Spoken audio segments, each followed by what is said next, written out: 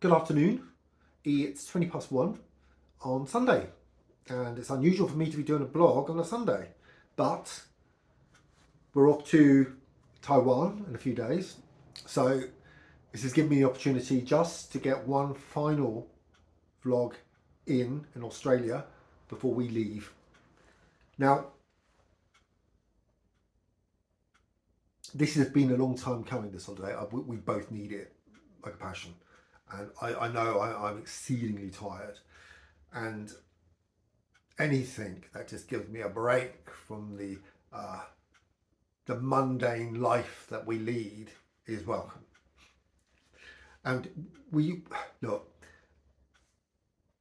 I hark back to the days when my life was full of drama and it was um, it was fulfilled with lots and lots of people. We don't have that now, so we have to travel more. We have to make the time that we have together count for something. So we're off to Taiwan. We should be there. It's under 10, 11, 12 days. I can't remember exactly. And yeah, we're going to be doing lots of things that are probably going to make us even more tired. And we're going to come back and need another holiday. The last holiday we had was, I think it was 5, 6 months ago. So, you know, it's long overdue. And we don't actually get that much holiday here in Australia. I think we get a total of 4 weeks a year. I think if I remember rightly, in the UK, I think I got 5, 6, 7 weeks. So it's a lot more. So we have to make the most of it here, for sure. Anyway, this week I want to talk about a subject that's pretty close to my heart. Now, over the last 3 or 4 weeks, I've been talking about my sexuality and coming out, etc., etc., living, growing up, being gay, and I want to expand on that a bit today. And I want to talk about homosexuality and politics and religion. So these are a couple of subjects that you should really never talk about, but I feel I have to this week.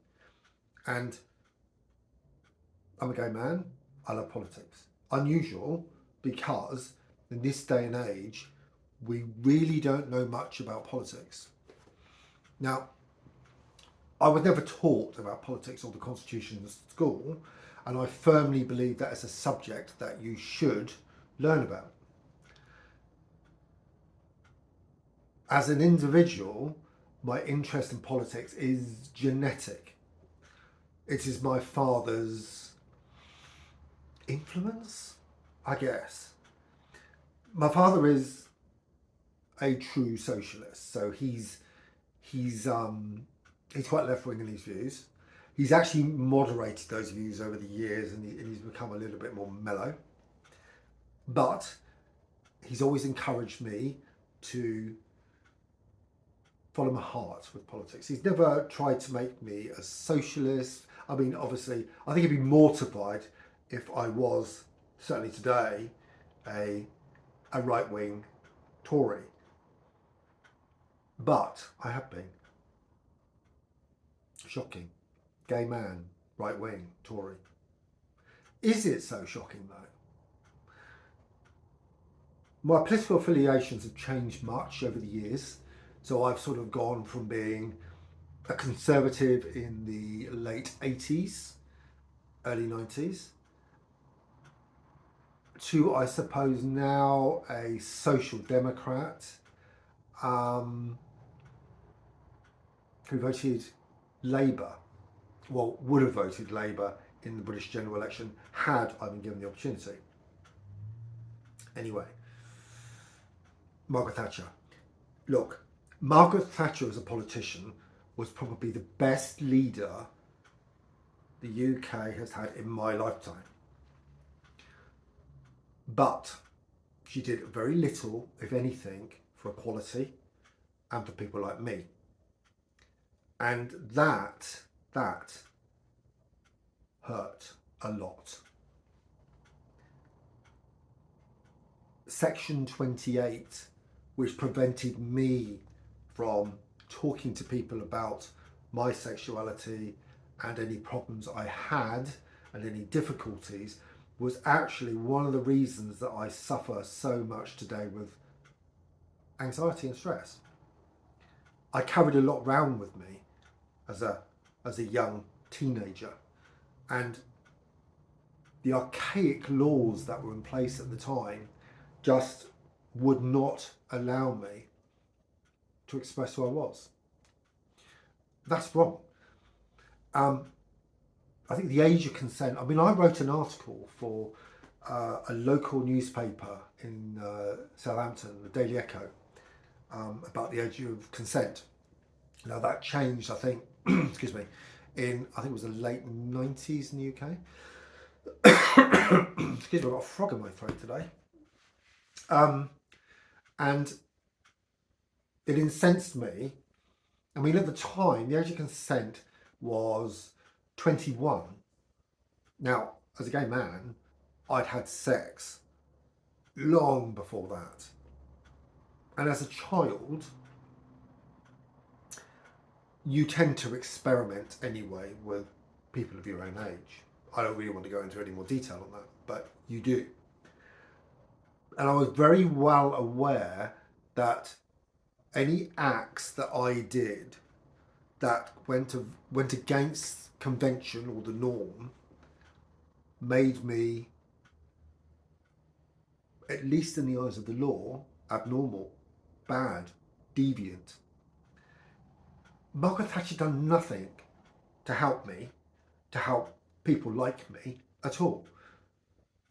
We suffered greatly under all previous Tory governments, apart from those in recent years, of course. And it wasn't until Tony Blair won in 97 that things changed. Now, my interest in politics, it stems not only from my father, but probably from my first partner. It was a guy called Martin. We're still in contact today, actually, which is lovely. And he got me involved in the Anti-Nazi League. And I remember one particular demonstration we went on to the cemetery in Southampton at the Common. And Jewish graves had been desecrated, and there were Nazi swastikas daubed all over the tombstones, and it was actually very heartbreaking being on that march. And he sort of spurred that interest into getting into campaigning, etc. I mean, I went from the Anti-Nazi League. I don't think actually the Anti-Nazi League exists anymore. Pretty sure they don't. And then I sort of went on to Stonewall. When I met Darryl, there were no laws in place to protect us or our relationship. And that made life very, very difficult. So we had to regularly move from country to country, so Australia or the UK, in order to stay together, because there was literally nothing to recognise a same-sex de facto relationship. And that created all sorts of problems. And I remember when Labour won in the 97, we were actually in Australia at the time, and I've spoken about this before actually, but Darryl had literally a few months left on his holiday work visa when he was staying in the UK, which was at that point that we formed our relationship. So we knew that if we got back to the UK in time, we would be able to stay together there. It wouldn't be entirely legal because, as I said, there was nothing in place to protect us. But we would at least be able to go through a legal process until the laws changed, which they eventually did. And politics became very important to us. I did a lot of also campaigning for Stonewall at the time. Now, Stonewall as an organisation did some great things. They're not doing so great these days, and I think they've become a little bit lost. They've lost their way somewhat. And I have a political conscience. I believe that people should work for a living. I don't believe people should get things for nothing. And my affiliation, if you like, with Labour, because they are literally the party that allowed me and my now husband to stay together, but my affiliation with them is tested somewhat at different times. I think people need to be free to work, to do what they want to do, to make money, to express themselves. I believe in freedom of choice, and these are all conservative values. So you can almost see that it's like this battle between right and left in my mind, at least. But the social conscience with me is helping those less fortunate, of course. Now, I've been unemployed in the past, I've been sick in the past, and I've needed the help from the state, and it's been duly given. You see so many people fall below those safety nets, and that is scary. It's frightening. It really is, because I could be one of those people, you know. Me and Daryl turned up in the UK, and we've been homeless. We've turned up in Australia and been homeless. We've actually, under those circumstances, had no help from the state, and we've managed to fight our way out of our troubles ourselves. And you have to fight. People need to. People don't want to fight these days. They're scared of their own shadow. And if you want to succeed in life, you have to do what you feel is right. As a gay man, the rights I have are more or less complete, more or less. The rights I fight for today are for the rights of people in other countries who do not have what I have. The UK and Western Europe certainly are very progressive in their views, from allowing us to get married, to adopt children, etc., etc. All of those things, very progressive. The views of Eastern Europe are going back. The views of Russia certainly have gone back. And they have become draconian in the way they treat gay people. That, again, is scary. That's a scary world, because the rights I have are being eroded in other parts of this planet. African nations, Middle Eastern nations. Now, the Middle East brings me on to the second topic I just want to mention. Religion. Now, religion's a really, really difficult one. Really difficult. Because I am what I would call a spiritual person, and I do believe in something. I'm an agnostic. So I'm not an atheist. I do believe in a higher being as such. But religion, according to especially, the more orthodox religious groups, people like me are going to hell. I don't believe that. I'm a good person. I do good things. I volunteered for charities. I've done a lot of charity work in my time. I like to help other people. I give money to charity. I do all of those things. Does my sexuality make me a bad person? Does it really make me bad? Or is it religion that causes the problems in the world? I've read some horrific stories about what happens to gay people in Iran, for example, and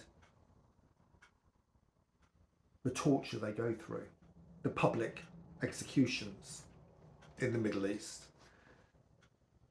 I read recently about Qatar, that country in the Middle East that I think David Beckham was speaking up for during the football tournament? I can't remember. I don't follow sport particularly. But human rights do not exist for people like me at all. Yet David Beckham, who really is a gay icon, was speaking up for a country that treats me like dirt, literally.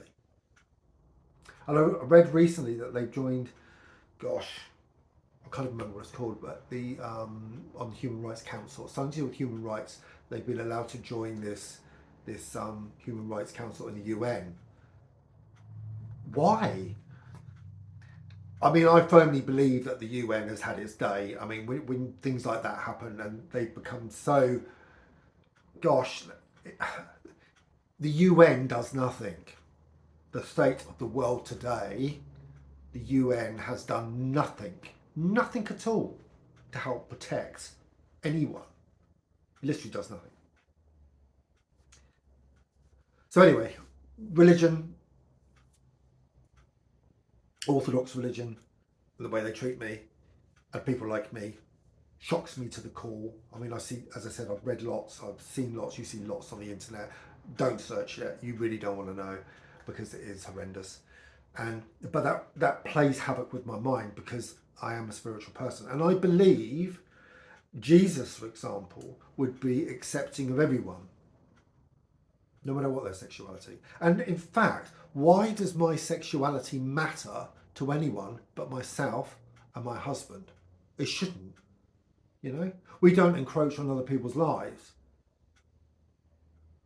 We're not taking from them in any sense, you know?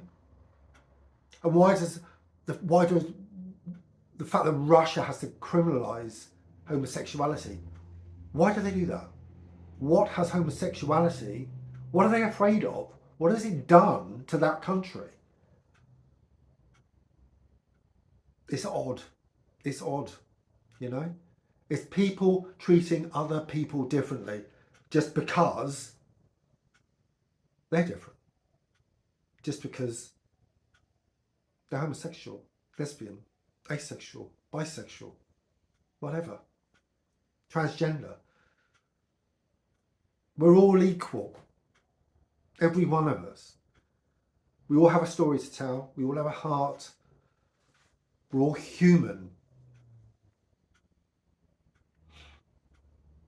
So politics and religion plays a big part in my life. I mean, look, I often watch stuff on YouTube, political stuff, also religious stuff as well. And in fact, my ex-partner is now a priest. I think he's in the Church of England. I believe so. I'm not sure. I haven't spoken to him in a very long time, but I've seen pictures and he's now a priest, which is something he always wanted to be. And another ex-partner was an organist, church. So I've always had that connection in some way with the church as such. I'm, as I said, I can't call myself religious because I'm not. Daryl certainly isn't religious in any shape or form. I have a Bible set on my shelf, but then in the past I would have a copy of the Quran and I would also have a copy of the Mahabharata. And I believe in understanding different people's points of view, different religions, different political points of view. I have many friends from all across the political spectrum. I have religious friends, I have atheist friends. I embrace anyone, and that is the nature of me. Humans. We should embrace every single person. Now, if you do wrong in life, you're a bad person, then obviously society will, they will deal with that. But if you're a good person, there's no reason why you should be attacked for who you are. As I prepare to go to Taiwan and visit the religious sites as I did in Thailand and Vietnam, not so much in Vietnam because it's a communist country and they didn't have as many sites, but I enjoy going to temples. I went to Vatican City actually. I've been there twice, and on both occasions I had what I would describe as quite a gosh, a spiritual enlightenment. Yeah, it was. It's a beautiful place. If you've never been, you must go. Absolutely. I've also had an NDE in the past, so I had a near-death experience. I don't really want to go into detail of that, but I died. I was brought back by paramedics, and the intervening time, I experienced what I can only describe as a deeply um, spiritual event, and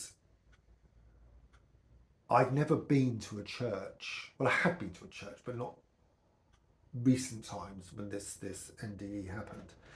And I remember talking to people at the time, and they gave me all sorts of answers for this NDE about it's just a natural reaction of a dying brain, but it was very difficult for me to understand. So I went to a church, a Catholic church actually, in Southampton on the Avenue, and spoke to a local priest there, who kind of gave me the answers I needed to hear, and that kind of also changed my views on religion.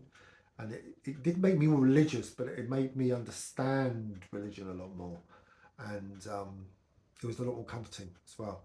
Not so much of I'm not afraid of death so much these days. One day I will do a blog on that particular experience, because it was yeah, it's quite profound, and it's still with me today. So anyway, it's a bit of a rambling one today, but politics and religion should be important to you as much as it is to me, and it's in all our lives, and accept it. Open your arms. If you want to accept God, accept God. Accept politics for what it is as well, and don't necessarily vote for your sexuality or the colour of your skin, but vote for who you believe is going to make change, is going to do the most for the country that you live in. And that might be a party that doesn't necessarily sit well with you, but if you believe they are going to do the most, then do that. Absolutely.